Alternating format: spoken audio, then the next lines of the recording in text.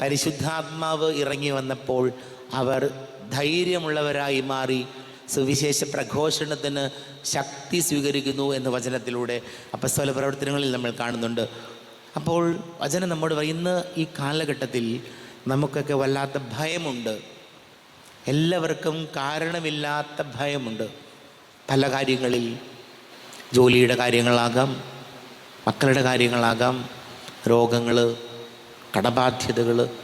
ഇനി ഇതൊന്നും ഇല്ലെങ്കിൽ പോലും ഇന്നത്തെ കാലഘട്ടത്തിൽ മനുഷ്യർക്കൊക്കെ ഒരു ഓവർ ടെൻഷനുണ്ട്.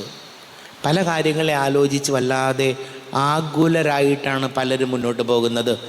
കാരണം ഇന്നത്തെ ലോകത്ത് ജീവിക്കണമെങ്കിൽ അസാമാന്യ ധൈര്യം വേണം. അത്രമാത്രം പ്രതിസന്ധികളും വെല്ലുവിളികളും നമ്മുടെ കൂടെയുണ്ട്. കാരണം മുന്നോട്ട് പോകണമെങ്കിൽ, ഓരോ ദിവസവും മുന്നോട്ട് പോകണമെങ്കിൽ നമുക്ക് ഓരോരുത്തർക്കും വലിയ ധൈര്യം ആവശ്യമുണ്ട്. അപ്പം അതുകൊണ്ട് വചനം നമ്മോട് ഓർമ്മപ്പെടുത്തുകയാണ്, പരിശുദ്ധാത്മാവിൻ്റെ ശക്തി നമ്മുടെ മേലുണ്ടെങ്കിൽ നമുക്ക് ധൈര്യം സമ്പാദിച്ച് മുന്നോട്ട് പോകാനാകും. അനാവശ്യ കാര്യങ്ങളെക്കുറിച്ച് നമ്മൾ വായിക്കുന്ന വചനത്തിൽ അപ്പസ്തോല പ്രവർത്തനങ്ങൾ വായിക്കുന്നത് ഇങ്ങനെയാണ്: പേടിച്ച് ഭയന്നിരുന്ന ശിഷ്യന്മാരുടെ മേൽ പരിശുദ്ധാത്മാവ് നിറഞ്ഞപ്പോൾ അവർ ധൈര്യമുള്ളവരായി മാറി സുവിശേഷം പ്രസംഗിക്കാനുള്ള കരുത്ത് നേടി. വചനം പറയുകയാണ്, അനാവശ്യമായ ഭയമൊന്നും വേണ്ട.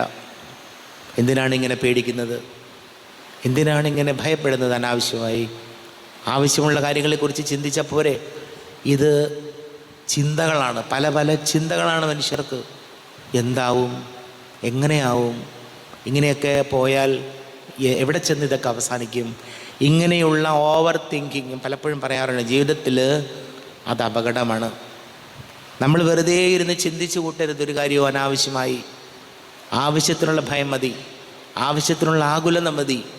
അതിന് പരിശുദ്ധാത്മാവിനോട് വിളിച്ച് നമുക്ക് പ്രാർത്ഥിക്കാം. പെന്തക്കോസ്ത് തിരുനാൾ, പരിശുദ്ധാത്മാവേ, ഞങ്ങളിൽ ഭയം അകറ്റി ധൈര്യമുള്ളവരായി, ദൈവസ്നേഹം നിറഞ്ഞവരായി ജീവിക്കാൻ ഞങ്ങളെ സഹായിക്കും.